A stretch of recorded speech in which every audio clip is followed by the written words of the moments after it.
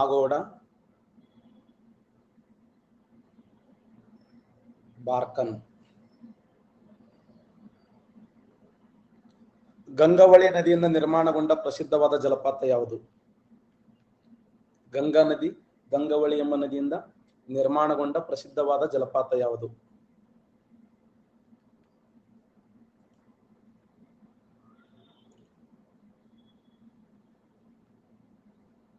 ಗಂಗಾವಳಿ ನದಿಯಿಂದ ನಿರ್ಮಾಣಗೊಂಡ ಪ್ರಸಿದ್ಧವಾದ ಜಲಪಾತ ಅಂದ್ರೆ ಮಾಗೋಡ್ ಫಾಲ್ಸ್ ನೋಡಿ, ಮಾಗೋಡ್ ಜಲಪಾತ. ಈ ಮಾಗೋಡ್ ಜಲಪಾತ ಯಾವ ನದಿಯಿಂದ ನಿರ್ಮಾಣಗೊಂಡಿದೆ ಅಂದ್ರೆ ಗಂಗಾವಳಿ, ಮಾಗೋಡ, ವೆರಿ ಇಂಪಾರ್ಟೆಂಟ್. ಜೋಗ ಯಾವ ನದಿಯಿಂದ? ಶರಾವತಿ, ಕುಂಚಿಕಲ್ಲು, ವರಾಹಾಯಿ ನದಿ,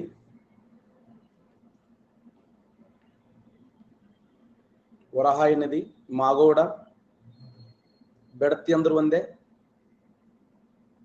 ಗಂಗಾವಳಿ ಅಂದ್ರು ಒಂದೇ, ಬಾರ್ಕನ್, ಸೀತಾ. ಬಾರ್ಕನ್ ಫಾಲ್ಸ್ ಬೈ ಸೀತಾ, ಮಾಗೋಡ್ ಬೆಡತಿ ಅಥವಾ ಗಂಗಾವಳಿ, ಕುಂಚಿಕಲ್ಲು ವರಾಹಾಯಿ, ಜೋಗ ಜಲಪಾತ ಶರಾವತಿ ನದಿ.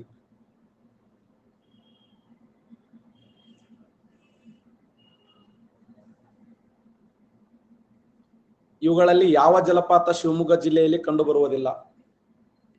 ಇವುಗಳಲ್ಲಿ ಯಾವ ಜಲಪಾತವು ಶಿವಮೊಗ್ಗ ಜಿಲ್ಲೆಯಲ್ಲಿ ಕಂಡುಬರುವುದಿಲ್ಲ?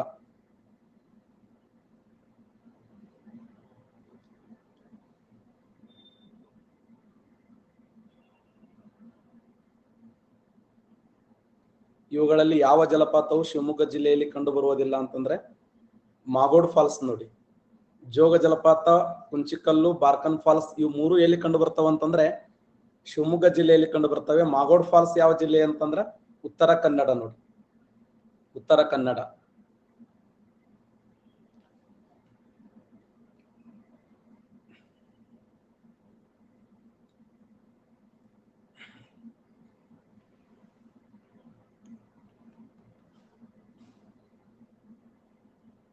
ಪಾಜಕ,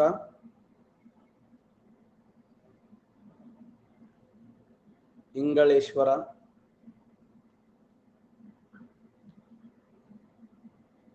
ಕಾಲಡಿ,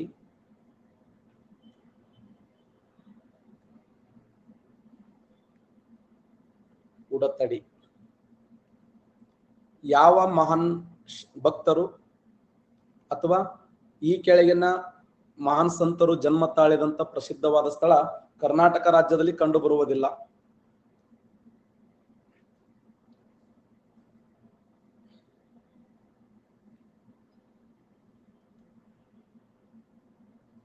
ಪಾಜಕ ಎಂಬ ಸ್ಥಳದಲ್ಲಿ ಜನ್ಮ ತಾಳಿದವರು ಮಧ್ವಾಚಾರ್ಯರು ನೋಡಿ.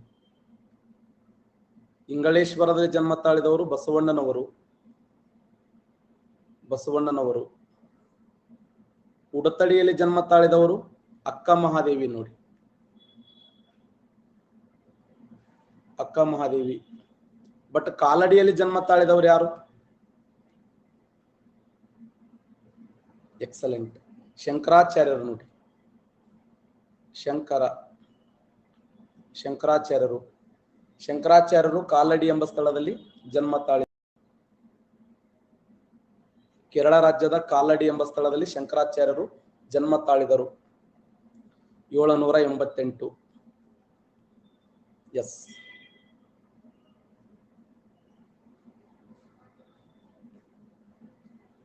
ಶಂಕರಾಚಾರ್ಯರು ಕರ್ನಾಟಕ ರಾಜ್ಯದಲ್ಲಿ ಸ್ಥಾಪನೆ ಮಾಡಿದ ಆಶ್ರಮದ ಹೆಸರೇನು?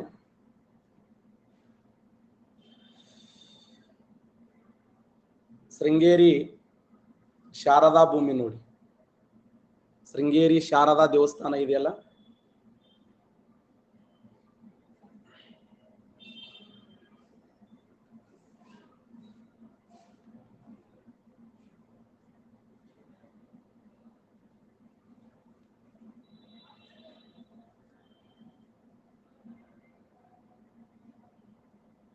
ವಿಜಯಪುರ, ಬೆಳಗಾವಿ, ಹಾವೇರಿ, ಶಿವಮೊಗ್ಗ. ಇತ್ತೀಚೆಗೆ ಕರ್ನಾಟಕ ರಾಜ್ಯದಲ್ಲಿ ಯಾವ ಜಿಲ್ಲೆಯಲ್ಲಿ ಕಪ್ಪೆಗಳ ಉತ್ಸವವನ್ನು ಆಚರಣೆ ಮಾಡಲಾಯಿತು?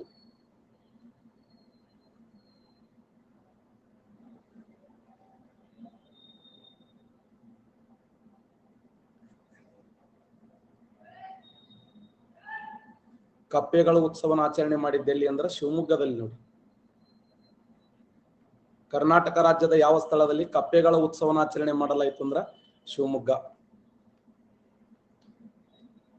ಸಂಗೀತಕ್ಕೆ ಪ್ರಸಿದ್ಧವಾಗಿರುವಂತ ಊರು ಯಾವುದು?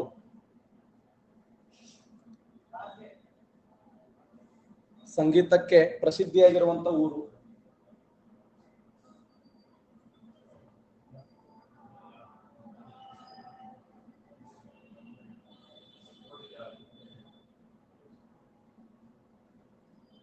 ಸಂಗೀತಕ್ಕೆ ಪ್ರಸಿದ್ಧಿಯಾಗಿರುವಂತ ಊರು ಯಾವ್ದಂದ್ರೆ ವಿಜಯಪುರ ನೋಡಿ. ವಿಜಯಪುರದಲ್ಲಿ ಆಚರಣೆ ಮಾಡುವಂತ ಉತ್ಸವ ಯಾವ್ದಂದ್ರೆ ನವರಸಪುರ ಉತ್ಸವ.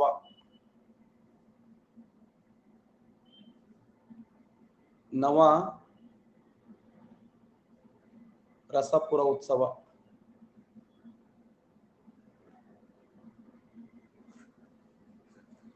ನವರಸಪುರ ಉತ್ಸವ ವಿಜಯಪುರ ರೈಟ್ ಆನ್ಸರ್ ನೋಡಿ. ನವರಸಪುರ ಉತ್ಸವ Vijayapura famous.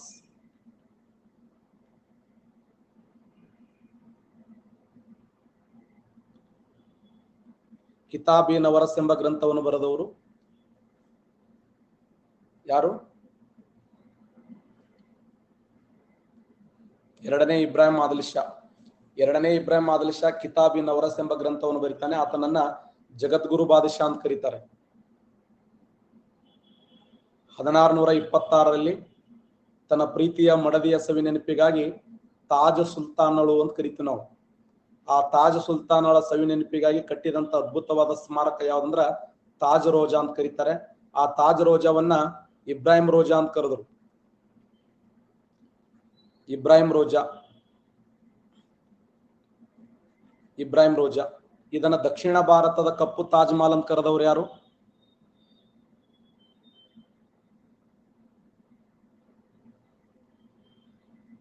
Vikrant correct answer. Cousins ಅನ್ನುವಂತ ಇತಿಹಾಸಕಾರ ನೋಡಿ. ಕಸಿನ್ಸ್ ಅನ್ನುವಂತ ಇತಿಹಾಸಕಾರ ಏನಂತ ಕರೆದನಂದ್ರೆ ಇದನ್ನ ದಕ್ಷಿಣ ಭಾರತದ ಕಪ್ಪು ತಾಜ್ ಮಹಲ್ ಅಂತ ಕರೀತಾನೆ.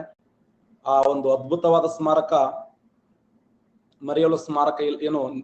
ಅವನೇ ಇನ್ನೊಂದು ಮಾತು ಹೇಳ್ತಾನೆ, ಒಂದು ವೇಳೆ ಅದೇನಾದ್ರೂ ಅಮೃತ ಶಿಲೆಯಲ್ಲಿ ನಿರ್ಮಾಣಗೊಂಡಿದ್ರೆ ಅದೊಂದು ಅದ್ಭುತವಾಗಿರುವಂತ ಶಕ್ತಿಯಾಗಿ ಬೆಳವಣಿಗೆ ಆಗ್ತಿತ್ತು ಅಂತ ಹೇಳಿದವರು ಕಸಿನ್ಸ್ ಅನ್ನುವಂತ ಇತಿಹಾಸಕಾರ.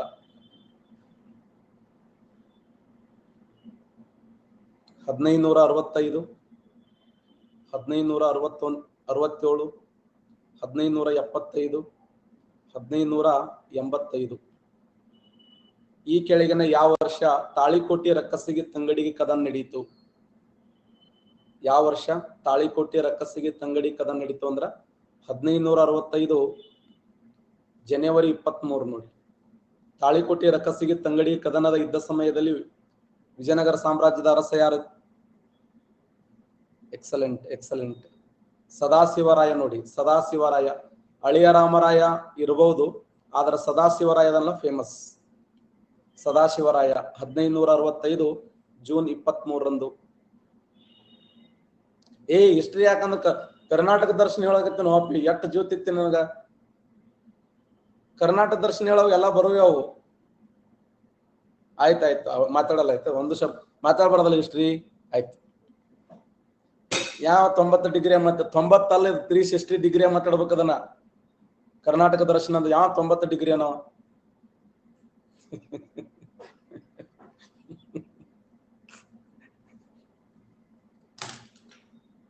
ನಮ್ಮ ಪಾಡಿ ನಾವು ಸುಮ್ ಪಾಠ ಹೇಳೋದ್ ಚಲೋ ಮುಗಿದೋಯ್ತಿಲ್ಲ. ಯಾಕೆ ಕಿರಿಕಿರಿ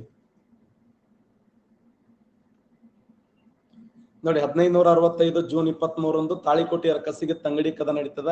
ಈ ತಾಳಿಕೋಟೆ ರಕ್ಕಸಿಗೆ ತಂಗಡಿ ಕದನವನ್ನು ಏನಂತ ಕರೀತಾರೆ? ಯಾರು ಹೇಳ್ತಾರೆ? ತಾಳಿಕೋಟೆ ರಕ್ಕಸಿಗೆ ತಂಗಡಿ ಕದನವನ್ನು ಏನಂತ ಕರೀತಾರ ಅಂದ್ರೆ ಕರ್ನಾಟಕದ ವಾಟರ್ಲೂ ಕಾಳಗ ಅಂತ ಕರೀತಾರ ನೋಡಿ. ಕರ್ನಾಟಕದ ವಾಟರ್ಲೂ ಕಾಳಗ ಎಂದು ಕರೆಯುತ್ತಾರೆ.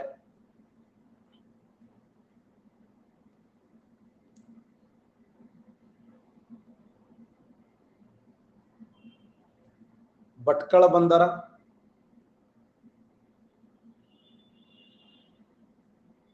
ಹೊನ್ನಾವರ್ ಬಂದರ, ಕಾರವಾರ ಬಂದರ, ನವಮಂಗಳೂರು ಬಂದರ. ನೋಡಿ, ಕರ್ನಾಟಕ ರಾಜ್ಯದ ಅತ್ಯಂತ ಆಳವಾಗಿರುವಂತ ಬಂದರ ಯಾವುದು?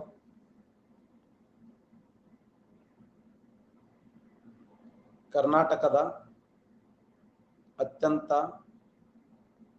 ಆಳವಾದ ಬಂದರ ಯಾವುದು? ಕರ್ನಾಟಕ ರಾಜ್ಯದ ಅತ್ಯಂತ ಆಳವಾದ ಬಂದರ ಅಂದ್ರೆ ನವಮಂಗಳೂರು ಬಂದರ. ನವಮಂಗಳೂರು ಬಂದರ. ಸರ್ ಎಂ ವಿಶ್ವೇಶ್ವರಯ್ಯವರು ಅಭಿವೃದ್ಧಿ ಮಾಡಿದ ಬಂದರ ಯಾವುದು? ಸರ್ ಎಂ ವಿಶ್ವೇಶ್ವರಯ್ಯವರು ಅಭಿವೃದ್ಧಿಪಡಿಸಿದ ಬಂದರ ಯಾವುದು? ಉತ್ತರ ಕನ್ನಡ ಜಿಲ್ಲೆಯ ಭಟ್ಕಳ ಬಂದರ. ಭಟ್ಕಳ ಬಂದರ ಯಾವ ನದಿಯ ದಡದ ಮೇಲೆ ಇದೆ ಅಂದ್ರೆ ಇದು ಶರಬಿ ನದಿಯ ದಡದ ಮೇಲೆ ಇದೆ. ಶರಬಿ ನದಿಯ ದಡದ ಮೇಲೆ ಕಂಡುಬರುವ ಉತ್ತರ ಕನ್ನಡ ಜಿಲ್ಲೆ ಭಟ್ಕಳ ಬಂದರ ಇದು ಸರ್ ಎಂ ವಿಶ್ವೇಶ್ವರಯ್ಯವರು ಅಭಿವೃದ್ಧಿಪಡಿಸಿದ ಬಂದರ. ಯಾವ ವರ್ಷ ಅಭಿವೃದ್ಧಿಪಡಿಸ್ತಾರೆ ಅಂದ್ರೆ 1924ರಲ್ಲಿ ಅಭಿವೃದ್ಧಿಪಡಿಸ್ತಾರೆ. ಆದರೆ ಭಟ್ಕಳ ಬಂದರದ ಇನ್ನೊಂದು ವಿಶೇಷ ಏನು ಅಂತಂದ್ರೆ ಇದು ಶ್ರೀಕೃಷ್ಣ ದೇವರಾಯನ ಕಾಲದಲ್ಲಿ ಬೆಳವಣಿಗೆ ಆದ ಬಂದರ. ಶ್ರೀಕೃಷ್ಣ ದೇವರಾಯನ ಕಾಲದಲ್ಲಿ ಬೆಳವಣಿಗೆ ಆಗಿರುವಂತ ಬಂದರ ಅಂದ್ರೆ ಭಟ್ಕಳ ಬಂದರ. ಶರಬಿ ನದಿಯ ದಡದ ಮೇಲೆ ಇದ್ದು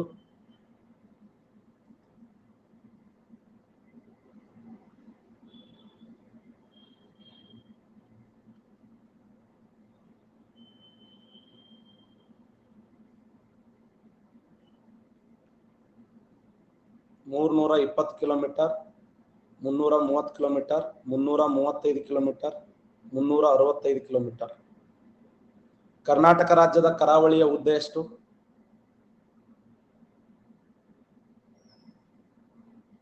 ಕರ್ನಾಟಕ ರಾಜ್ಯದ ಕರಾವಳಿಯ ಉದ್ದ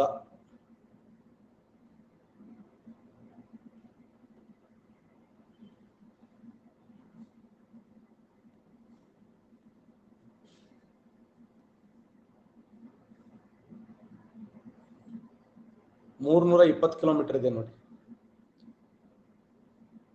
ಸಮುದ್ರ ಮಟ್ಟದಿಂದ 200 ಮೀಟರ್ ಎತ್ತರವಾಗಿದೆ. ಸುಮಾರು 12ರಿಂದ 64 ಕಿಲೋಮೀಟರ್ ಅಗಲವಾಗಿದೆ. 320 ಕಿಲೋಮೀಟರ್ ಉದ್ದವಾಗಿರುವಂತಹ ಕರ್ನಾಟಕದ ಕರಾವಳಿಯನ್ನ ಕೆನರಾ ಕರಾವಳಿ ಅಂತ ಕರೀತಾರೆ. ಕೆನರಾ ಕರಾವಳಿ, ಅಥವಾ ಇದನ್ನ ನಮ್ಮ ರಾಜ್ಯದ ಕರಾವಳಿಯನ್ನ ಮ್ಯಾಕ್ರಲ್ ಕರಾವಳಿ ಅಂತ ಕರೀತಾರೆ. ಯಾಕಂದ್ರೆ ರಾಜ್ಯದ ಕರಾವಳಿಯಲ್ಲಿ ಉತ್ಪಾದನೆ ಮಾಡುವ ಮೀನಿನ ತಳಿ ಯಾವುದಂದ್ರೆ ಮ್ಯಾಕ್ರಲ್ ತಳಿಯ ಮೀನನ್ನು ಉತ್ಪಾದನೆ ಮಾಡಲಾಗುತ್ತದೆ.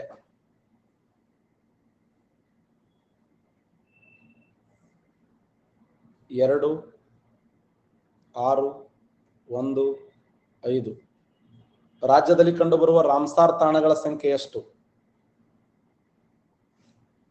ರಾಜ್ಯದಲ್ಲಿ ಕಂಡುಬರುವ ರಾಮ್ಸಾರ್ ತಾಣಗಳ ಸಂಖ್ಯೆ ಎಷ್ಟು? ಕರ್ನಾಟಕ ರಾಜ್ಯದಲ್ಲಿ ಕಂಡುಬರುವ ರಾಮ್ಸಾರ್ ತಾಣಗಳ ಸಂಖ್ಯೆ ಒಂದೇ ಒಂದು ರಾಮ್ಸಾರ್ ತಾಣ ಇದೆ. ಅದನ್ನ ಪಕ್ಷಿ ಪ್ರೇಮಿಯಾಗಿರುವಂತ ಸಲೀಂ ಅಲಿ ಅವರು my life is my bird ಅನ್ನುವಂತ ಆತ್ಮಕಥನದಲ್ಲಿ ಅದನ್ನ ಏನಂತ ಕರೆದ್ರಂದ್ರ ಪಕ್ಷಿಗಳ ಕಾಶಿ ಅಂತ ಕರೆದರು. ಪಕ್ಷಿಗಳ ಕಾಶಿ. ಆ ಪಕ್ಷಿಗಳ ಕಾಶಿ ಎಂದು ಪ್ರಸಿದ್ಧಿಯಾಗಿದ್ದು 1940ರಲ್ಲಿ ಘೋಷಣೆಯಾಗಿರುವಂತ ಒಂದು ಪಕ್ಷಿಧಾಮ ಅಂದ್ರೆ ಅದು ರಂಗನತಿಟ್ಟು ಪಕ್ಷಿಧಾಮ. ರಂಗನತಿಟ್ಟು ಪಕ್ಷಿಧಾಮ ಯಾವ ಜಿಲ್ಲೆಯಲ್ಲಿದೆ ಅಂದ್ರೆ ಮಂಡ್ಯ ಜಿಲ್ಲೆಯಲ್ಲಿ ಕಂಡು ಬರುತ್ತದೆ. ಇದು ಕರ್ನಾಟಕ ರಾಜ್ಯದಲ್ಲಿ ಕಂಡುಬರುವ ಏಕೈಕ ಪಕ್ಷಿಶಾಸ್ತ್ರದ ಪಿತಾಮ ಯುಮ್. ಯಾರವ? ಅದೇ ಕಿಲ್ಲಿ ಯುಮ್ನನ್ನ ಭಾರತದ ಪಕ್ಷಿಶಾಸ್ತ್ರಗಳ ಪಿತಾಮ ಅಂತ ಕರೀತಾರೆ. ಸುಮ್ಕುಂದ್ರು ಹೋನಿನ ಇಲ್ಲ ತಾನು ಒಂದು ಹೋಗ್ಯಾನ ಕ್ವಶನ್ ನಂದೊಂದು ಇರ್ಲಿ ಅಂತೇಳಿ.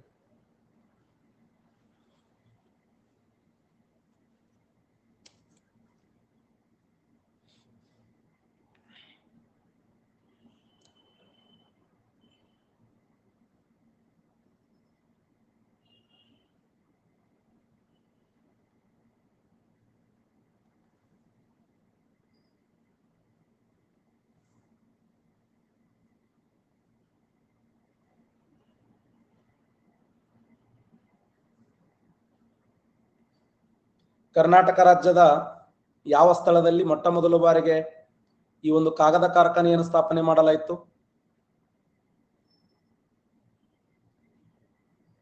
ಎಸ್, ಉತ್ತರ ಕನ್ನಡ ಜಿಲ್ಲೆಯ ದಾಂಡೇಲಿ. ನೋಡಿ, ಉತ್ತರ ಕನ್ನಡ ಜಿಲ್ಲೆಯ ದಾಂಡೇಲಿ. ಆಕ್ಚುಲಿ ಭದ್ರಾವತಿಯಲ್ಲಿ ಪ್ರಾರಂಭ ಮಾಡಿದ್ರು, ಅದು ಯಶಸ್ವಿ ಆಗಲಿಲ್ಲ. ಉತ್ತರ ಕನ್ನಡ ಜಿಲ್ಲೆ ದಾಂಡೇಲಿಯಲ್ಲಿ ಅದರ ಹೆಸರೇನು ಕೊಟ್ಟರಂದ್ರೆ West Coast Paper Mill Limited ಅಂತ ಕರೆದ್ರು. West Coastal Paper Mill Limited. ಕರೆಕ್ಟಾ? ಕರ್ನಾಟಕ ರಾಜ್ಯದ ಕಬೀರದಾಸ್ ಅಂತ ಯಾರನ್ನ ಕರೀತಾರೆ? ಕರ್ನಾಟಕ ರಾಜ್ಯದ ಕಬೀರ ಅಂತ ಯಾರನ್ನ ಕರೀತಾರೆ? ಸಂತ ಶಿಶುನಾಳ ಶರೀಫ. ನೋಡಿ, ಸಂತ ಶಿಶುನಾಳ ಶರೀಫನನ್ನ ಕರ್ನಾಟಕದ ಕಬೀರ ಅಂತ ಕರೀತಾರೆ. ಅವರ ಗುರುಗಳು ಯಾರಂದ್ರೆ ಗುರು ಗೋವಿಂದ ಭಟ್ಟ ಅಂತ ಹೇಳಿ ನೋಡ್ತೀವಿ. ಅವರ ಗುರುಗಳು ಗುರು ಗೋವಿಂದ ಭಟ್ಟ. ಓಕೆ, ನಾವು ಕಳೆದ ಕ್ಲಾಸ್ನಲ್ಲಿ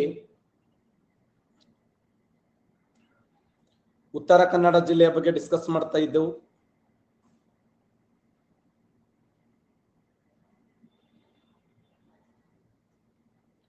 ಬಹುಶಃ ಉತ್ತರ ಕನ್ನಡ ಜಿಲ್ಲೆ ಅಂಕೋಲ ಆಗಿರಬಹುದು, ಭಟ್ಕಳ ಆಗಿರಬಹುದು, ಹಳಿಯಾಳ ಆಗಿರಬಹುದು, ಮುಂಡಗೋಡ ಆಗಿರಬಹುದು, ಹೊನ್ನಾವರ, ಜೋಯಿಡಾ, ಕಾರವಾರ, ಕುಮಟಾ, ಸಿದ್ದಾಪುರ, ಸಿರ್ಸಿ, ಯಲ್ಲಾಪುರ ಉತ್ತರ ಕನ್ನಡ ಜಿಲ್ಲೆಯಲ್ಲಿ ಕಂಡುಬರುವಂತ ಪ್ರಮುಖವಾದ ತಾಲೂಕುಗಳು ಅಂತ ಹೇಳಿ ಕಳೆದ ಕ್ಲಾಸ್ನಲ್ಲಿ ಡಿಸ್ಕಸ್ ಮಾಡಿದ್ದೆವು. ಹಾಗಾದ್ರೆ ಉತ್ತರ ಕನ್ನಡ ಜಿಲ್ಲೆ ಐತಿಹಾಸಿಕ ಸ್ಥಳಗಳಂತ ತೆಗೆದುಕೊಂಡಾಗ ನೀನ್ ಹೇಳ್ತಾ ಇದ್ದೆ ನಾನು ಬನವಾಸಿ ಅನ್ನುವಂತ ಸ್ಥಳ. ಈ ಬನವಾಸಿಯನ್ನ ಬೈಜಾಂಟಿಯಾನ್ ಅಂತ ಕರೆದವರು ಯಾರು? ಬನವಾಸಿಯನ್ನ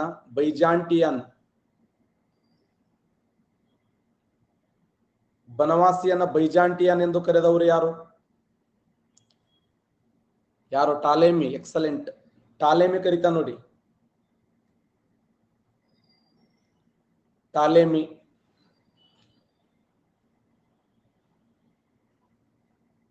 ಶ್ರೇಷ್ಠ ಜಿಯೋಗ್ರಫಿ ತತ್ವಜ್ಞಾನಿಯಾಗಿರುವಂತ ಟಾಲೆಮಿ ಎನ್ನುವಂತ ವ್ಯಕ್ತಿ ಏನ್ ಮಾಡ್ತಾನಂದ್ರೆ ಜಿಯೋಗ್ರಫಿ ಎಂಬ ಗ್ರಂಥವನ್ನು ಬರೀತಾನೆ. ಆ ಜಿಯೋಗ್ರಫಿ ಎಂಬ ಗ್ರಂಥದಲ್ಲಿ ಈ ಬೈಜಾಂಟಿಯಾನ್ ಅಂತ ಹೇಳಿ ಕರೆಯಲ್ಪಟ್ಟ. ಕರೆಕ್ಟಾ? ಹಾಗಾದ್ರೆ ಈ ಬನವಾಸಿಯನ್ನ ಕೊಂಕಣಪುರಂ ಎಂದು ಕರೆದವರು ಯಾರು? ಬನವಾಸಿಯನ್ನ ಕೊಂಕಣಪುರಂ ಎಂದು ಕರೆದವರು ಯಾರು? ಬನವಾಸಿಯನ್ನ ಕೊಂಕಣಪುರಂ ಎಂದು ಕರೆದವರು ಯಾರಂದ್ರೆ ಉಯೆನ್ಸ್ತ್ಯಾಂಗ್. ನೋಡಿ, ಉಯೆನ್ಸ್ತ್ಯಾಂಗ್.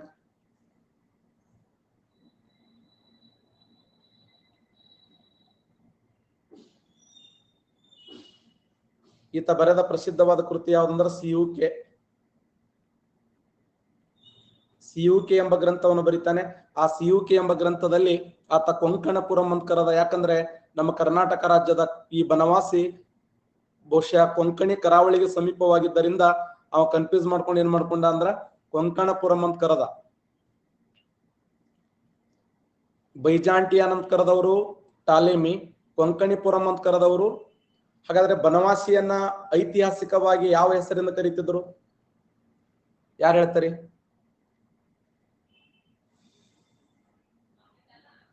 Very good, very good.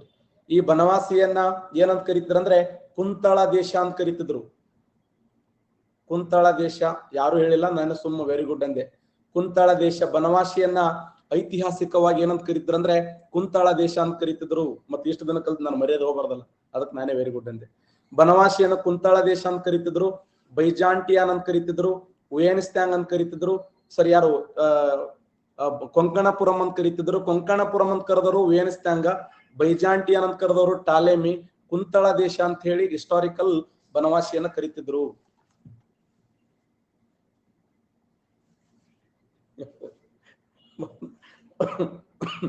Banavasi ಯಾವ ನದಿಯ ದಡದ ಮೇಲೆ ಇದೆ? ಎಕ್ಸಲೆಂಟ್. ವರದಾ ನದಿಯ ದಡದ ಮೇಲೆ ಇದೆ. ಇನ್ನು ಹಿಸ್ಟಾರಿಕಲ್ ತೆಗೆದುಕೊಂಡಾಗ ನಿನ್ನೆ ಗುಡ್ನಾಪುರ ಶಾಸನದ ಬಗ್ಗೆ ಮಾತಾಡೀನಿ. ಉತ್ತರ ಕನ್ನಡ ಜಿಲ್ಲೆಯಲ್ಲಿ ಅಂಕೋಲದ ಬಗ್ಗೆ ಮಾತಾಡೀನಿ. ಕರ್ನಾಟಕದ ದಂಡಿ ಅಥವಾ ಕರ್ನಾಟಕದ ಬಾರ್ಡೋಲಿ ಅಂತ ಕರೀತಾರೆ ಅಂಕೋಲವನ್ನ. ಬಹುಶಃ ಈ ಒಂದು ಕರೆಕ್ಟಾ? ಈ ಒಂದು ಉತ್ತರ ಕನ್ನಡ ಜಿಲ್ಲೆಯಲ್ಲಿ ಪ್ರಸಿದ್ಧವಾಗಿರುವಂತ ಬುಡಕಟ್ಟು ಜನಾಂಗ ಯಲ್ಲಾಪುರ ಅನ್ನುವಂತ ಸ್ಥಳ ಇದೆ. ಉತ್ತರ ಕನ್ನಡ ಜಿಲ್ಲೆ ಯಲ್ಲಾಪುರದಲ್ಲಿ ಒಂದು ಪ್ರಸಿದ್ಧವಾಗಿರುವಂತ ಬುಡಕಟ್ಟು ಜನಾಂಗ ಇದೆ. ಯಾರು ಹೇಳ್ತಾರೆ? Very good. ಸಿದ್ದಿ ಎಂಬ ಬುಡಕಟ್ಟು ಜನಾಂಗದ ನೋಡಿ ಇಲ್ಲಿ. ಸಿದ್ದಿ ಎಂಬ ಬುಡಕಟ್ಟು ಜನ. ಸಿದ್ದಿ ಎಂಬ ಬುಡಕಟ್ಟು ಜನ. ಇದು ಕ್ವಶನ್ ಆಗಿದೆ ನೋಡಿ.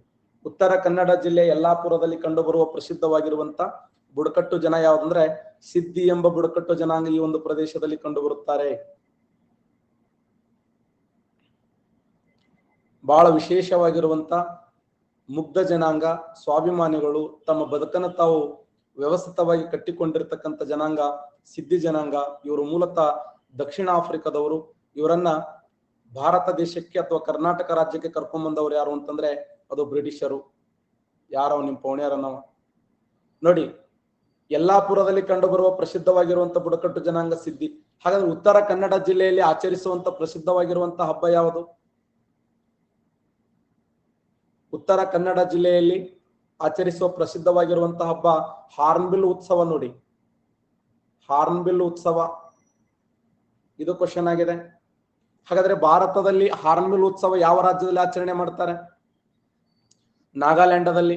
ನಾಗಾಲ್ಯಾಂಡದಲ್ಲಿ ಹಾರ್ನ್ಬಿಲ್ ಉತ್ಸವ ಆಚರಣೆ ಮಾಡಿದರೆ ಉತ್ತರ ಕನ್ನಡ ಜಿಲ್ಲೆಯಲ್ಲಿ ಕೂಡ ಪ್ರಸಿದ್ಧವಾಗಿರುವಂತಹ ಹಾರ್ನ್ಬಿಲ್ ಉತ್ಸವನ ಆಚರಣೆ ಮಾಡ್ಲಾಗ್ತದ. ಕರೆಕ್ಟಾ? ಹಾರ್ನ್ಬಿಲ್ ಅನ್ನುವಂತ ಉತ್ಸವ ಕರ್ನಾಟಕ ರಾಜ್ಯದಲ್ಲಿ ಕೂಡ ಆಚರಣೆ ಮಾಡ್ತಾರೆ. ಪ್ರತಿ ವರ್ಷ ಈ ಕದಂಬ ಕಾರ್ಯಕ್ರಮದಲ್ಲಿ ಒಂದು ಪ್ರಶಸ್ತಿಯನ್ನು ಕೊಡ್ತಾರೆ ಗೊತ್ತಾ? ಕದಂಬ ಕಾರ್ಯಕ್ರಮದಲ್ಲಿ ಕದಂಬ ಉತ್ಸವದಲ್ಲಿ ಕೊಡುವಂತ ಪ್ರಶಸ್ತಿ ಯಾವ್ದು? ಯಾರು ಹೇಳ್ತಾರೆ? ವೆರಿ ಗುಡ್, ಕದಂಬ ಪ್ರಶಸ್ತಿ ಅಂತ ನೋಡಿ. ಅದು ಇಲ್ಲೇ ಇಲ್ಲ ನಮ್ಮ ರಾಜ್ಯದಲ್ಲಿ. ಪಂಪ ಪ್ರಶಸ್ತಿ ಕೊಡ್ತಾರೆ ನೋಡಿ.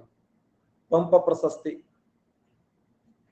ಪಂಪ ಪ್ರಶಸ್ತಿ ಕರ್ನಾಟಕ ರಾಜ್ಯದ ವಿಶಿಷ್ಟವಾಗಿರುವಂತಹ ಒಂದು ಪ್ರಶಸ್ತಿ. ಅದು ಕದಂಬ ಉತ್ಸವದ ಕಾರ್ಯಕ್ರಮದಲ್ಲಿ ಕೊಡುವಂತ ಪ್ರಶಸ್ತಿ ಕದಂಬ ಪ್ರಶಸ್ತಿ. ಇನ್ನು ಉತ್ತರ ಕನ್ನಡ ಜಿಲ್ಲೆಗೆ ಸಂಬಂಧಪಟ್ಟಂತೆ ನಾವು ಅಧ್ಯಯನ ಮಾಡೋದಾದ್ರೆ 1983ರಲ್ಲಿ ಇಲ್ಲಿ ಕಾಂಟ್ರಾಕ್ಟರ್ ಏನ್ ಮಾಡಿದ್ರು ಅಂತಂದ್ರೆ ಗಿಡ ಮರಗಳನ್ನು ಕಡಿಬೇಕು ಅಂತ ಹೇಳಿ ವಿಚಾರ ಮಾಡಿದ್ರು. ಕೆಲವು ಜಮೀನ್ದಾರರು ಮತ್ತು ಗುತ್ತಿಗೆದಾರರು ಗಿಡ ಮರಗಳನ್ನು ಕಡಿಬೇಕು ಅಂತ ಹೇಳಿ ವಿಚಾರ ಮಾಡಿದಾಗ ಅದನ್ನ ತಡೆಗಟ್ಟಿದಂತ ಒಬ್ಬ ಮಹಾನ್ ನಾಯಕ ಯಾರು? ಎಸ್, ಪಾಂಡುರಂಗ ಹೆಗಡೆ ನೋಡಿ. ಪಾಂಡುರಂಗ ಹೆಗಡೆ. ಪಾಂಡುರಂಗ ಹೆಗಡೆ ಅನ್ನುವಂತ ವ್ಯಕ್ತಿ 1983ರಲ್ಲಿ ಆತ ಆಚರಣೆ ಮಾಡಿರ್ತಕ್ಕಂಥ ಒಂದು ಎಕ್ಸಲೆಂಟ್ ಅಪ್ಪಿಕೋ ಚಳವಳಿ ನೋಡಿ. ಅಪ್ಪಿಕೋ ಚಳವಳಿ, ಅಪ್ಪಿಕೋ ಚಳವಳಿ ದೇಶದಲ್ಲಿ ಉತ್ತರ ಪ್ರದೇಶ ಹಾಗೂ ಉತ್ತರಾಖಂಡದಲ್ಲಿ ಚಿಪ್ಕೋ ಚಳವಳಿಯನ್ನು ಹಮ್ಮಿಕೊಂಡ್ರೆ ನಮ್ಮ ಕರ್ನಾಟಕ ರಾಜ್ಯದಲ್ಲಿ ಹಮ್ಮಿಕೊಂಡಂತ ಚಳವಳಿ ಯಾವ್ದಂದ್ರೆ ಅಪ್ಪಿಕೋ ಚಳವಳಿ. ಯಾರು? ಪಾಂಡುರಂಗ್ ರಾವ್ ಹೆಗಡೆ ಅನ್ನುವಂತ ವ್ಯಕ್ತಿ 1983ರಲ್ಲಿ ದೇಶದಲ್ಲಿ ಸುಂದರ್ಲಾಲ್ ಬಹುಗುಣ ಮತ್ತು ಚಂಡಿ ಪ್ರಸಾದ್ ಭಟ್ ಅನ್ನುವಂತ ವ್ಯಕ್ತಿ ಗಿಡ ಮರಗಳನ್ನ ಅಪ್ಪಿಕೊಳ್ಳುವುದರ ಮೂಲಕ ಕರ್ನಾಟಕ ರಾಜ್ಯದಲ್ಲಿ ಕೂಡ ಗಿಡ ಮರಗಳನ್ನ ಅಪ್ಪಿಕೊಳ್ಳುವುದರ ಮೂಲಕ ಮೊದಲು ನಮ್ಮನ್ನ ಕಡ್ರಿ, ಆಮೇಲೆ ಗಿಡ ಮರಗಳನ್ನ ಕಡ್ರಿ ಅಂತ ಹೇಳಿ ಗಿಡ ಮರಗಳ ರಕ್ಷಣೆಗಾಗಿ ಅವರು ಮಾಡಿದಂತ ಒಂದು ಅದ್ಭುತವಾದ ಚಳವಳಿಯನ್ನೇ ಅಪ್ಪಿಕೋ ಚಳವಳಿ ಅಂತ ಕರಿತೀವಿ. ದೇಶದಲ್ಲಿ ಚಿಪ್ಕೋ ಚಳವಳಿ, ರಾಜ್ಯದಲ್ಲಿ ಅಪ್ಪಿಕೋ ಚಳವಳಿ. ನಿನ್ನ ಹೆಡ್ಡಿಕನ ಚಂದ ಮರ ಬೀಳತ್ತವ ನಿನಗೆ ಕತ್ತರಿಸೋಂಬಳಂಗ ಅನ್ಬಾರದಪ್ಪ ಹಂಗೆಲ್ಲ.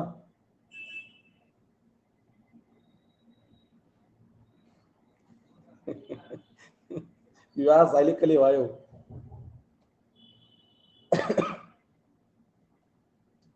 ನೆಕ್ಸ್ಟ್, ಉತ್ತರ ಕನ್ನಡ ಜಿಲ್ಲೆಯಲ್ಲಿ ಒಂದು ಪ್ರಸಿದ್ಧವಾಗಿರುವಂತ ಮುಂಡಗೋಡ ಅನ್ನುವಂತ ಸ್ಥಳ ಇದೆ. ಉತ್ತರ ಕನ್ನಡ ಜಿಲ್ಲೆಯಲ್ಲಿ ಪ್ರಸಿದ್ಧವಾಗಿರುವಂತ ಮುಂಡಗೋಡ ಅನ್ನುವಂತ ಸ್ಥಳ ಇದೆ. ಒಪ್ಪುತ್ತೀರಿ? ಹಾಗಾದ್ರೆ ಮುಂಡಗೋಡ ಎಂಬ ಸ್ಥಳ ಎದಕ್ಕೆ ಫೇಮಸ್ ಆಗಿದೆ? ಎಸ್, ತೇಜಸ್ ಅವರೇ, ಪ್ರಜ್ವಲ್ ಅವರೇ, ಮಾಂತೇಶ್ ಅವರೇ, ಚಕೋಲಿ ಅವರೇ, ನವೀನ್ ಅವರೇ, ಮುಂಡಗೋಡ ಅನ್ನುವಂತ ಸ್ಥಳ ಎದಕ್ಕೆ ಫೇಮಸ್ ಆಗಿದೆ ಅಂತಂದ್ರೆ ಈ ಊರು ಟಿಬೇಟಿಯನ್ನರಿಗೆ ಪುನರ್ವಸತಿಯನ್ನು ಕಲ್ಪಿಸಿದಂತ ಸ್ಥಳ.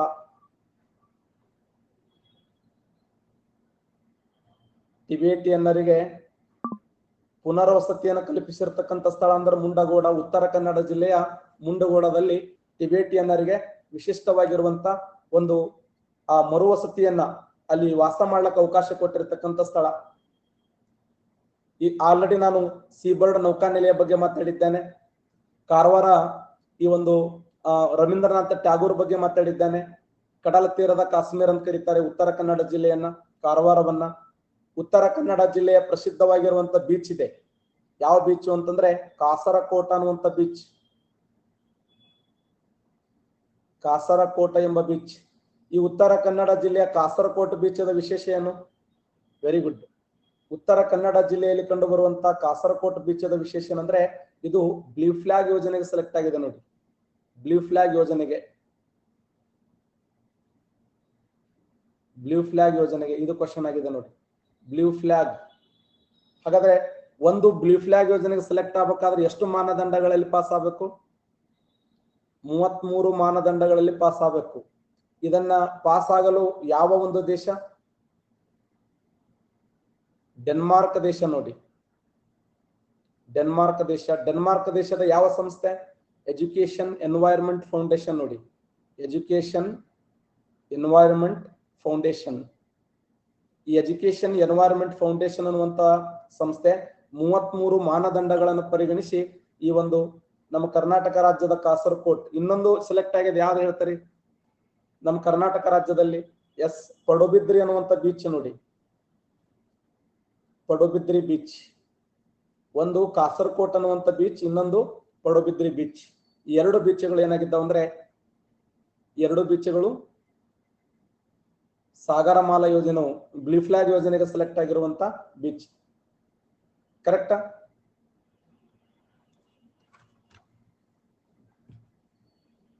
ಮತ್ತೆ ಉತ್ತರ ಕನ್ನಡ ಜಿಲ್ಲೆ ಇನ್ನೊಂದು ವಿಶೇಷ ಏನಂದ್ರೆ, ಕರ್ನಾಟಕ ರಾಜ್ಯದಲ್ಲಿ ಅತಿ ಹೆಚ್ಚು ರಾಷ್ಟ್ರೀಯ ಹೆದ್ದಾರಿ ಹೊಂದಿರುವ ಜಿಲ್ಲೆ ಇದು. ಕರ್ನಾಟಕ ರಾಜ್ಯದಲ್ಲಿ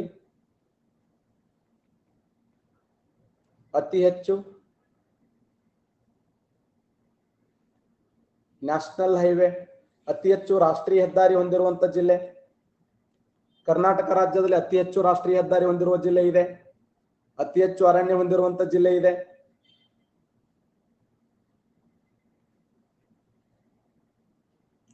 ಮತ್ತೆ ಇಲ್ಲಿ ದೇವಮಾಲ ಜಲಪಾತ ಫೇಮಸ್ ನೋಡಿ. ದೇವಮಾಲ ಜಲಪಾತ ಇತ್ತೀಚೆಗೆ ಒಂದು ಪ್ರಸಿದ್ಧವಾಗಿರುವಂತ ದೇವಮಾಲ ಜಲಪಾತ. ದೇವಬಾಗ್ ಬೀಚ್ ಕೂಡ ಫೇಮಸ್ ಆಗಿದೆ. ಒಟ್ಟಾರೆಯಾಗಿ ಉತ್ತರ ಕನ್ನಡ ಜಿಲ್ಲೆ ಒಂದು ಪ್ರಸಿದ್ಧಿಯಾಗಿದ್ದು ಎದಕ್ಕಂತಂದ್ರೆ ಕಾಗದ ಕಾರ್ಖಾನೆಗೆ ಫೇಮಸ್ ಆಗಿದೆ. ಕಾಗದ ಕಾರ್ಖಾನೆ. ಉತ್ತರ ಕನ್ನಡ ಜಿಲ್ಲೆ ಯಾವ ಸ್ಥಳದಲ್ಲಿ ಕಾಗದ ಕಾರ್ಖಾನೆ? ಯಾಣದ ಬಗ್ಗೆ ನಿನ್ನೆ ಮಾತಾಡಿನಿ. ದಾಂಡೇಲಿ ನೋಡಿ. ದಾಂಡೇಲಿ, ಉತ್ತರ ಕನ್ನಡ ಜಿಲ್ಲೆ ದಾಂಡೇಲಿಯಲ್ಲಿ 1937ರಲ್ಲಿ West Coastal Paper Mill Limited ಅನ್ನುವಂಥ ಸಂಸ್ಥೆ ಪ್ರಾರಂಭ ಆಯಿತು. ಈ West Coastal Paper Mill Limited ಅನ್ನುವಂಥ ಸಂಸ್ಥೆ ಉತ್ತರ ಕನ್ನಡ ಜಿಲ್ಲೆಯ ದಾಂಡೇಲಿ.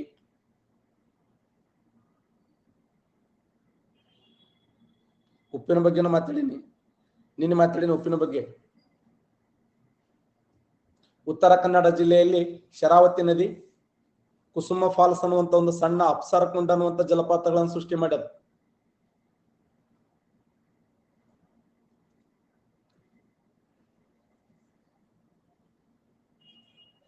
ಇಲ್ಲಿಗೆ ಉತ್ತರ ಕನ್ನಡ ಜಿಲ್ಲೆ ಕಂಪ್ಲೀಟ್ ಆಯ್ತು ನೋಡಿ.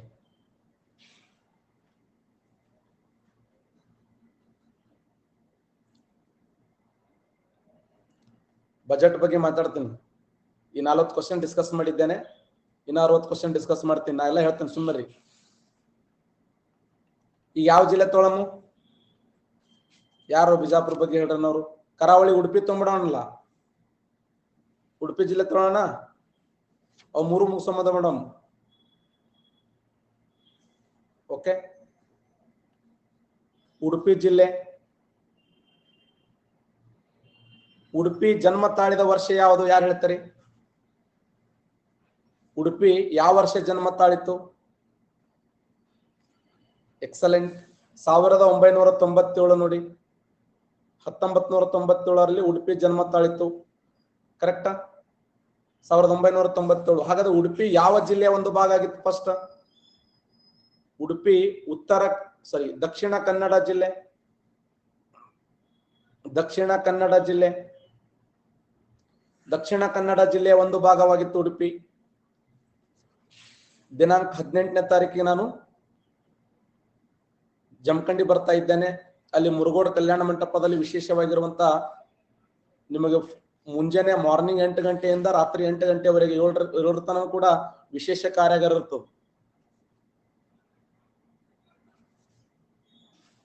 ಮಧ್ಯಾಹ್ನದಲ್ಲಿ ಊಟದ ವ್ಯವಸ್ಥೆ ಇರ್ತದೆ. ಸಾಯಂಕಾಲ ಸ್ನಾಕ್ಸ್, ಟೀ ಮತ್ತು ಬಿಸ್ಕಿಟ್ ವ್ಯವಸ್ಥೆ ಇರ್ತದೆ.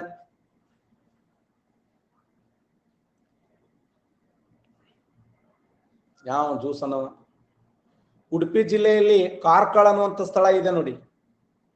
ಕಾರ್ಕಳ ಎದಕ್ ಫೇಮಸ್ ಆಗಿದೆ? ಯಾರು ಹೇಳ್ತೀರಿ? ಕಾರ್ಕಳ, ಉಡುಪಿ ಜಿಲ್ಲೆ ಕಾರ್ಕಳ. ಉಡುಪಿ ಜಿಲ್ಲೆಯ ಕಾರ್ಕಳ ಯಾವ್ದು ಫೇಮಸ್ ಆಗಿದೆ? ಎಸ್, ಗೊಮ್ಮಟೇಶ್ವರ ಮೂರ್ತಿಗೆ ಫೇಮಸ್ ಆಗಿದೆ ನೋಡಿ. ಗೊಮ್ಮಟೇಶ್ವರ ಮೂರ್ತಿ,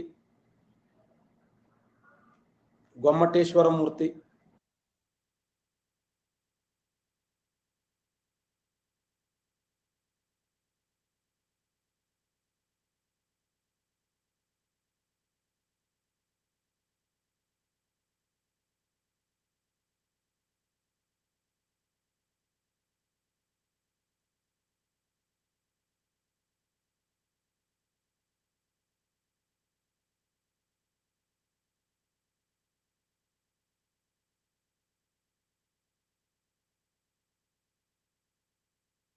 ನೋಡಿ, ಉಡುಪಿ ಜಿಲ್ಲೆಯ ಕಾರ್ಕಳ ಅನ್ನುವಂತ ಸ್ಥಳದಲ್ಲಿ ಗೊಮ್ಮಟೇಶ್ವರ ಮೂರ್ತಿ ಇದೆ. ಕರ್ನಾಟಕ ರಾಜ್ಯದ ಎಷ್ಟು ಸ್ಥಳಗಳಲ್ಲಿ ಗೊಮ್ಮಟೇಶ್ವರ ಮೂರ್ತಿ ಇದೆ? ಎಕ್ಸಲೆಂಟ್. 5 ಸ್ಥಳಗಳಲ್ಲಿ ನೋಡಿ, 5 ಸ್ಥಳಗಳಲ್ಲಿ. ಒಂದು ಕಾರ್ಕಳ, 2 ಯಾರು ಹೇಳ್ತಾರೆ? ಶ್ರವಣಬೆಳಗೊಳ, ಶ್ರವಣಬೆಳಗೊಳ. 3 ವೇಣೂರು, ವೇಣೂರು. ಧರ್ಮಸ್ಥಳ, ಧರ್ಮಸ್ಥಳ. ಮತ್ತಿನ್ನೊಂದು ಗೊಮ್ಮಟಗಿರಿ ನೋಡಿ, ಗೊಮ್ಮಟಗಿರಿ. ಹಾಗಾದ್ರೆ ಗೊಮ್ಮಟಗಿರಿ ಎಲ್ಲಿದೆ? ವೆರಿ ಗುಡ್, ಮೈಸೂರದಲ್ಲಿದೆ ನೋಡಿ. ಧರ್ಮಸ್ಥಳ ದಕ್ಷಿಣ ಕನ್ನಡ ಜಿಲ್ಲೆ. ವೇಣೂರು, ವೇಣೂರು ಯಾರ ಕುಯ್ಯನವ? ವೇಣೂರು ಇದು ಕೂಡ ದಕ್ಷಿಣ ಕನ್ನಡ. ಶ್ರವಣಬೆಳಗೊಳ ಹಾಸನ್. ಕಾರ್ಕಳ,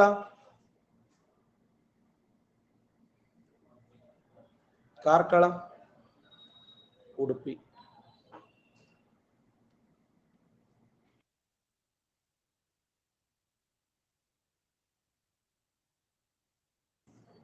ಹುಷಾರು, ನೋಡು ಮಂದಿ ಜನ ಸರಿ ಇಲ್ಲ. ಉಡುಪಿ ಜಿಲ್ಲೆಯ ಕಾರ್ಕಳ, ಹಾಸನ ಜಿಲ್ಲೆಯ ಶ್ರವಣಬೆಳಗೊಳ, ದಕ್ಷಿಣ ಕನ್ನಡ ಜಿಲ್ಲೆಯ ವೇಣೂರು, ದಕ್ಷಿಣ ಕನ್ನಡ ಜಿಲ್ಲೆಯ ಧರ್ಮಸ್ಥಳ, ಮೈಸೂರಿನ ಗೊಮ್ಮಟಗಿರಿ. ಬಹಳ ಇದಾದ್ರಪ್ಪೋ, ಅಷ್ಟು ಇಲ್ಲ. ಏನು ಪ್ರಪಂಚ ಎಲ್ಲ ಕೆಟ್ಟೋಗ್ಬಿಟ್ಟದ, ಏನು ಮಾಡಕ್ ಸಾಧ್ಯ ಇಲ್ಲ. ನಾವೇ ಸರಿ ಇಲ್ಲೋ, ಏನು ಜನರು ಸರಿ ಇಲ್ಲೋ, ನನಗೇನು ಒಟ್ಟ ತಿಳಿಯಲಾಗ್ಯದ. ಪಾಪ ಜೈನ ಧರ್ಮದ ಮುನಿ ಆ ವ್ಯಕ್ತಿನ ಆತರ ಇದು ಮಾಡ್ಯಾರಂದ್ರೆ ಎಷ್ಟು. ಮತ್ತೆ ಯಾಕೆ ಮಳಿ ಬರ್ತಾ ಇಲ್ಲ, ಯಾಕ ಇವೆಲ್ಲ ಕೊರೋನಾ ಬರ್ತದ, ಇಂಥ 100 ಜಡ್ಡುಗಳು ಬರ್ತಾವ ಅಂದ್ರ ಮನುಷ್ಯನ ಮೇಲೆ ನಂಬಿಕೆ ಹೋಗ್ಬಿಟ್ಟದ. ಉಡುಪಿ ಜಿಲ್ಲೆಯ ಕಾರ್ಕಳ, ಹಾಸನ ಜಿಲ್ಲೆಯ ಶ್ರವಣಬೆಳಗೊಳ, ದಕ್ಷಿಣ ಕನ್ನಡ ಜಿಲ್ಲೆಯ ವೇಣೂರು, ದಕ್ಷಿಣ ಕನ್ನಡ ಜಿಲ್ಲೆಯ ಧರ್ಮಸ್ಥಳ, ಮೈಸೂರಿನ ಗೊಮ್ಮಟಗಿರಿ. ಈ 5 ಸ್ಥಳಗಳಲ್ಲಿ ಗೊಮ್ಮಟೇಶ್ವರ ಮೂರ್ತಿಗಳು ಕಂಡು ಬರ್ತವೆ. ಹಾಗಾದ್ರೆ ಯಾವ ಸ್ಥಳವನ್ನ ಕರ್ನಾಟಕದ ಭಾರತದ ಶ್ವೇತ ದಿಗಂಬರ ಕಾಶಿ ಅಂತ ಕರೀತಾರೆ. ದಿಗಂಬರ ಕಾಶಿ ಹಾಸನ ಜಿಲ್ಲೆಯ ಶ್ರವಣಬೆಳಗೊಳ ನೋಡಿ. ಹಾಗಾದ್ರೆ ಶ್ವೇತಾಂಬರ ಕಾಶಿ ಯಾವುದು? ಶ್ವೇತಾಂಬರ ಕಾಶಿ ಮೂಡಬಿದಿರೆ ಅಲ್ಲ, ಮೌಂಟ್ ಅಬು. ಮೌಂಟ್ ಅಬು ನೋಡಿ, ಮೌಂಟ್ ಅಬು ಅರಾವಳಿ ಬೆಟ್ಟಗಳಲ್ಲಿ ಕಂಡು ಬರುವಂತ ಮೌಂಟ್ ಅಬು.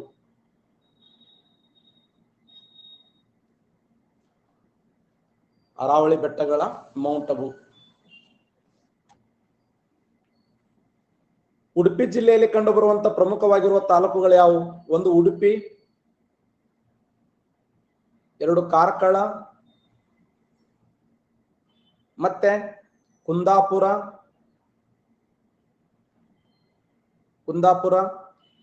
ಬ್ರಹ್ಮಾವರ,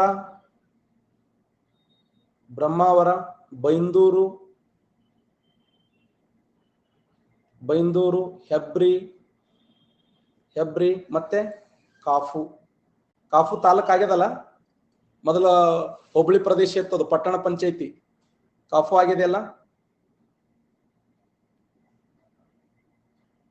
ಉಡುಪಿ, ಕಾರ್ಕಳ, ಕುಂದಾಪುರ, ಬ್ರಹ್ಮಾವರ, ಬೈಂದೂರು, ಹೆಬ್ರಿ, ಕಾಫು ಆಗ್ಯದ. ಅದಕ್ಕೆ ಬರೋದಿನ ಅಲ್ಲಿ ಆಗಿದೆ.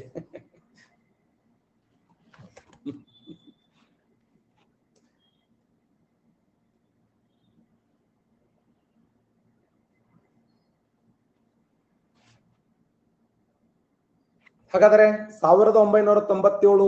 ಆಮೇಲೆ ಈ ಒಂದು ಉಡುಪಿ ಜಿಲ್ಲೆ ವಿಶೇಷ ಏನಂದ್ರೆ ಅತಿ ಹೆಚ್ಚು ಹೆಣ್ಣು ಮಕ್ಕಳು ಹೊಂದಿರುವ ಜಿಲ್ಲೆ ಇದು. ಅತಿ ಹೆಚ್ಚು ಹೆಣ್ಣು ಮಕ್ಕಳು ಹೊಂದಿರುವ ಜಿಲ್ಲೆ ಉಡುಪಿ. ಬೀಳ್ತಾವೆ ಎಟ್ರು ಹುಚ್ಚುಚ್ಚಾರ ಮಾತಾಡಿದ್ರೆ ಹೆಡ್ಡಿಕ್ಕಿನ ಚಣಮರ ಬೀಳ್ತಾವೆ. ಕರ್ನಾಟಕ ರಾಜ್ಯದಲ್ಲಿ ಅತಿ ಹೆಚ್ಚು ಹೆಣ್ಣು ಮಕ್ಕಳು ಹೊಂದಿರುವ ಜಿಲ್ಲೆ. ಇಲ್ಲಿ ಹೆಣ್ಮಕ್ಳ ಪ್ರಮಾಣ ಎಷ್ಟಿದೆ ಅಂದ್ರೆ 1093. ಗರಿಷ್ಠ ಲಿಂಗಾನುಪಾತ.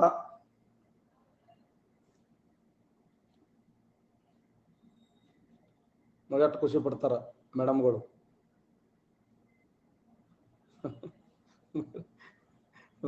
ಬರೀ ಇದೆ ಮಾಡ್ರಿ ಒಟ್ಟು. ಕರ್ನಾಟಕ ರಾಜ್ಯದ ಲಿಂಗಾನುಪಾತ ಎಷ್ಟಿದೆ ಅಂದ್ರೆ 968 ಅಥವಾ 973. ಅತಿ ಹೆಚ್ಚು ಲಿಂಗಾನುಪಾತ ಹೊಂದಿರುವ ಜಿಲ್ಲೆ ಉಡುಪಿ, ಆದ್ರೆ ಅತಿ ಕಡಿಮೆ ಲಿಂಗಾನುಪಾತ ಹೊಂದಿರುವ ಜಿಲ್ಲೆ ಬೆಂಗಳೂರು ನಗರ. ನೋಡಿ,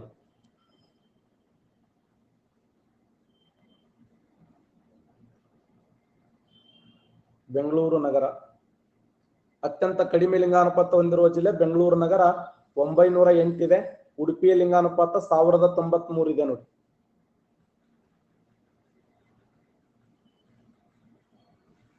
ಹಾಗಾದ್ರೆ ಉಡುಪಿ ಜಿಲ್ಲೆಯಲ್ಲಿ ಕಂಡು ಬರುವಂತ 2 ಪ್ರಮುಖ ಬೀಚ್ಗಳು ಮರವಂತಿ ಬೀಚ್ ಇದೆ,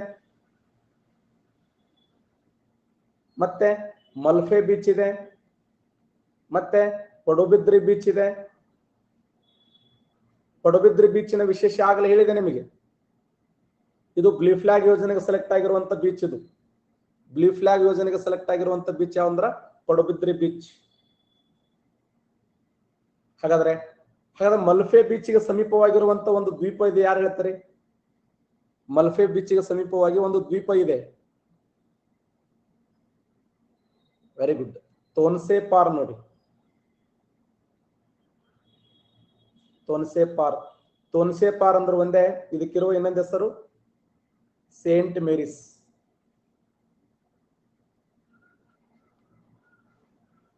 ಸೇಂಟ್ ಮೇರಿಸ್ ಅಂದ್ರೆ ಒಂದೇ, ತೋನ್ಸೆ ಪಾರ್ ಅಂದ್ರೆ ಒಂದೇ. ಇದನ್ನ ಸ್ಥಳೀಯ ಜನ ಕೊಕೊನೆಟ್ ದ್ವೀಪ ಅಂತ ಕರೀತಾರೆ. ಒಂದ್ಸರಿ ಹೋಗಿ ಬನ್ರಿ. ಇಲ್ಲಿ ದೇಶ ಸುತ್ತಿ ನೋಡು, ಕೋಶ ಓದಿ ನೋಡು.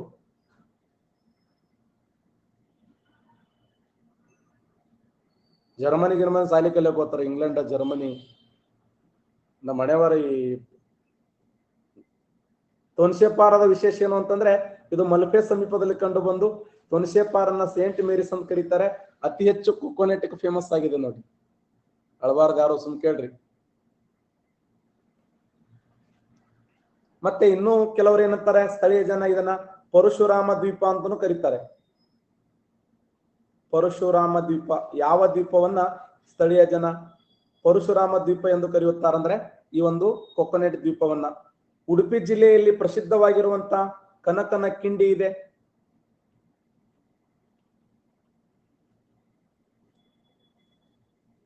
ಉಡುಪಿ ಜಿಲ್ಲೆಯಲ್ಲಿ ಪ್ರಸಿದ್ಧವಾಗಿರುವಂತ ಕನಕನ ಕಿಂಡಿ, ಹೌದಲ್ಲೋ? ಮತ್ತೆ ಈ ಉಡುಪಿ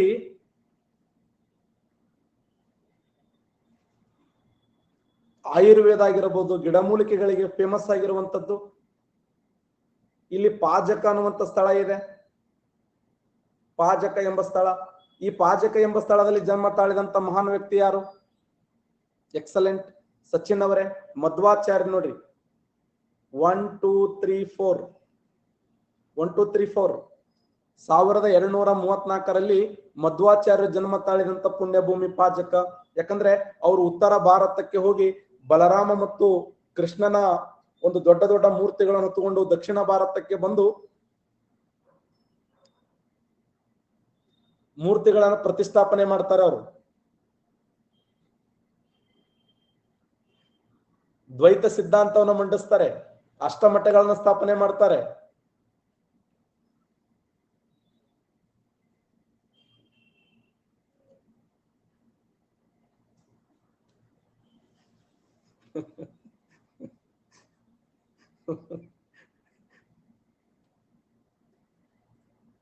ಶಂಕರಾಚಾರ್ಯರು ಮಂಡಿಸಿದಂತ ಸಿದ್ಧಾಂತ ಯಾವುದು? ಶಂಕರಾಚಾರ್ಯರು ಮಂಡಿಸಿದ ಸಿದ್ಧಾಂತ ಅಂದ್ರ ಅದ್ವೈತ ಸಿದ್ಧಾಂತ, ಮಧ್ವಾಚಾರ್ಯರು ಮಂಡಿಸಿದ ಸಿದ್ಧಾಂತ ಅಂದ್ರ ದ್ವೈತ ಸಿದ್ಧಾಂತ, ನಿಂಬಕಾಚಾರ್ಯರು ಮಂಡಿಸಿದ ಸಿದ್ಧಾಂತ, ನಿಂಬಕಾಚಾರ್ಯರು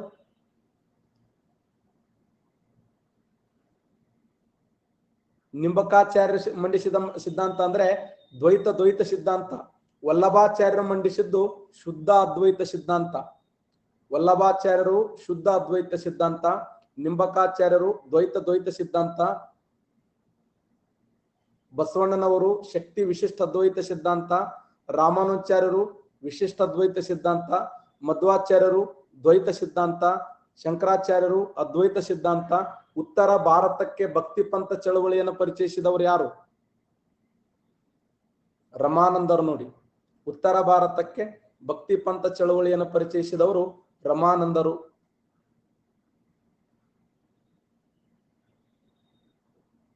ಉತ್ತರ ಭಾರತಕ್ಕೆ ಭಕ್ತಿ ಪಂಥ ಚಳವಳಿಯನ್ನು ಪರಿಚಯಿಸಿದವರು ಯಾರಂದ್ರ ರಮಾನಂದರು.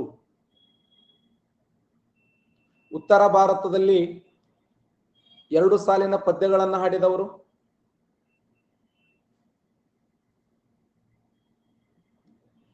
ಕಬೀರದಾಸರು. ನೋಡಿ,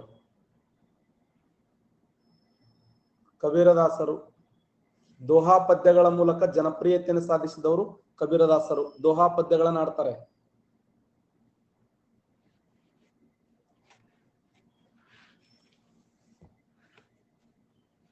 ಇನ್ನ ಇಲ್ಲಿ 2 ಪ್ರಸಿದ್ಧವಾಗಿರುವಂತ ವನ್ಯಜೀವಿ ಧಾಮಗಳದ ಉಡುಪಿಯಲ್ಲಿ. ಒಂದು ಮೂಕಾಂಬಿಕಾ ವನ್ಯಜೀವಿ ಧಾಮ, ಇನ್ನೊಂದು ಸೋಮೇಶ್ವರ ವನ್ಯಜೀವಿ ಧಾಮ. ಉಡುಪಿ ಜಿಲ್ಲೆಯಲ್ಲಿ 2 ಪ್ರಸಿದ್ಧವಾಗಿರುವಂತಹ ವನ್ಯಜೀವಿ ಧಾಮಗಳು, ಒಂದು ಮೂಕಾಂಬಿಕಾ ವನ್ಯಜೀವಿ ಧಾಮ, ಇನ್ನೊಂದು ಸೋಮೇಶ್ವರ ವನ್ಯಜೀವಿ ಧಾಮ. ಅಷ್ಟೇ ಅಲ್ಲದೆ ಈ ಉಡುಪಿ ಜಿಲ್ಲೆಯಲ್ಲಿ ಕುಂದಾಪುರ ಅನ್ನುವಂತ ಸ್ಥಳ ಇದೆ. ಕುಂದಾಪುರ, ಉಡುಪಿ ಜಿಲ್ಲೆಯಲ್ಲಿ ಕುಂದಾಪುರ ಅನ್ನುವಂತ ಸ್ಥಳ ಇದೆ. ಕುಂದಾಪುರ ಸ್ಥಳ ಎದಕ್ಕೆ ಫೇಮಸ್ ಆಗಿದೆ ಯಾರು ಹೇಳ್ತಾರೆ? ಎಕ್ಸಲೆಂಟ್, ಮ್ಯಾಂಗ್ರೋವ್ಸ್ ಅರಣ್ಯ. ನೋಡಿ, ಮ್ಯಾಂಗ್ರೋವ್ಸ್ ಫಾರೆಸ್ಟ್, ಮ್ಯಾಂಗ್ರೋವ್ಸ್ ಅರಣ್ಯ, ಇದು ಕ್ವಶನ್ ಆಗಿದೆ. ನೋಡಿ, ಮ್ಯಾಂಗ್ರೋವ್ಸ್ ಫಾರೆಸ್ಟ್ ಫೇಮಸ್ ಆಗಿದೆ. ಕರ್ನಾಟಕ ರಾಜ್ಯದಲ್ಲಿ ಮ್ಯಾಂಗ್ರೋವ್ಸ್ ಅರಣ್ಯ ಹೊಂದಿರುವಂತ ಏಕೈಕ ಸ್ಥಳ ಇದು. ಕನ್ನಡ ನಾಡಿನಲ್ಲಿ ಕರ್ನಾಟಕ ರಾಜ್ಯದಲ್ಲಿ ಮ್ಯಾಂಗ್ರೋವ್ಸ್ ಅರಣ್ಯ ಹೊಂದಿರುವಂತ ಏಕೈಕ ಸ್ಥಳ.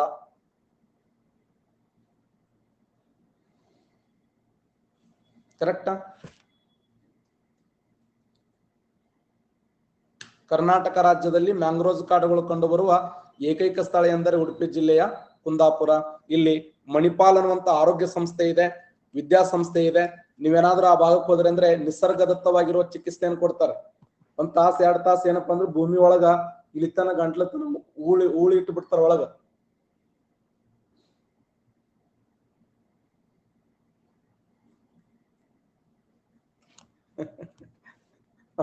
ಅವಾಗೇನ್ರ ಮಾತಾಡಿದ್ರೆ ಸುಮ್ ಕುಂದ್ರಂತ ಕಪಾಳಿ ಹೊಡಿಬೋದು.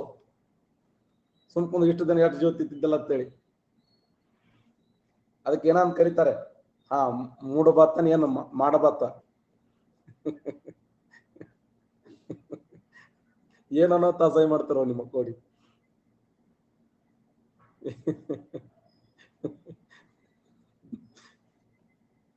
ಸುಮ್ಮ ಈ ಉಡುಪಿ ಜಿಲ್ಲೆಯಲ್ಲಿ ವರಹಾಯಿ ಅನ್ನುವಂತ ನದಿ ಒಂದು ವಿಶಿಷ್ಟವಾಗಿರುವಂತ ಭೂಗರ್ಭ ಜಲವಿದ್ಯುತ್ ಶಕ್ತಿ ಇದೆ. ನೋಡಿ, ಭೂಗರ್ಭ ಜಲವಿದ್ಯುತ್ ಶಕ್ತಿ ವರಹಾಯಿ ಭೂಗರ್ಭ ಬರ್ಕೋರಿ ಚಂದಗೆ. ಭೂಗರ್ಭ ಜಲವಿದ್ಯುತ್ ಶಕ್ತಿ ಕರ್ನಾಟಕ ರಾಜ್ಯದಲ್ಲಿ ಏಕೈಕ ಭೂಗರ್ಭ ಜಲವಿದ್ಯುತ್ ಶಕ್ತಿ ಹೊಂದಿದ್ದು ಅದು ಉಡುಪಿ ಜಿಲ್ಲೆಯಲ್ಲಿ. ಕರೆಕ್ಟಾ? ಇನ್ನು ಉಡುಪಿ ಜಿಲ್ಲೆಯ ಮಲ್ಪೆ ಬೀಚದಲ್ಲಿ ಒಂದು ವಿಶೇಷವಾಗಿರುವಂತ ಸ್ಥಳ ಇದೆ. ಅದಕ್ಕೆ ಸಿ ವಾಕಿಂಗ್ ಬೀಚ್ ಅಂತ ಕರೀತಾರೆ, ಅಥವಾ ಸಿ ವಾಕಿಂಗ್ ವೇ ಅಂತ ಕರೀತಾರೆ. ಸಿ ವಾಕಿಂಗ್ ವೇ ಮಲ್ಪೆಯಲ್ಲಿ ಕಂಡು ಬರ್ತದೆ, ಉಡುಪಿ ಜಿಲ್ಲೆಯ ಮಲ್ಪೆಯಲ್ಲಿ.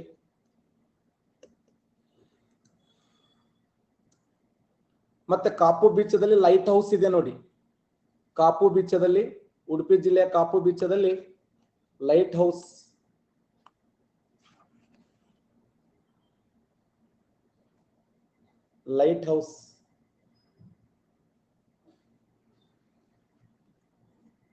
ಓಕೆ. ಇಷ್ಟು. ಮತ್ತೆ ಉಡುಪಿ ಜಿಲ್ಲೆಯ 1906ರಲ್ಲಿ ಒಂದು ಬ್ಯಾಂಕ್ ಸ್ಥಾಪನೆ ಆಗಿದೆ ಗೊತ್ತಾ? ಕಾರ್ಪೊರೇಷನ್ ಬ್ಯಾಂಕ್ ಸ್ಥಾಪನೆ ಆಗಿದ್ದು ಇಲ್ಲೇ. 1925ರಲ್ಲಿ ಸಿಂಡಿಕೇಟ್ ಬ್ಯಾಂಕ್ ಸ್ಥಾಪನೆ ಆಗಿದ್ದು ಇಲ್ಲೇ. ಸಿಂಡಿಕೇಟ್ ಬ್ಯಾಂಕ್ ಆಗಿರಬಹುದು, ಕಾರ್ಪೊರೇಷನ್ ಬ್ಯಾಂಕ್, ಎರಡು ಬ್ಯಾಂಕ್ಗಳು ಇಲ್ಲೇ ಸ್ಥಾಪನೆ ಆಗ್ಯಾವ.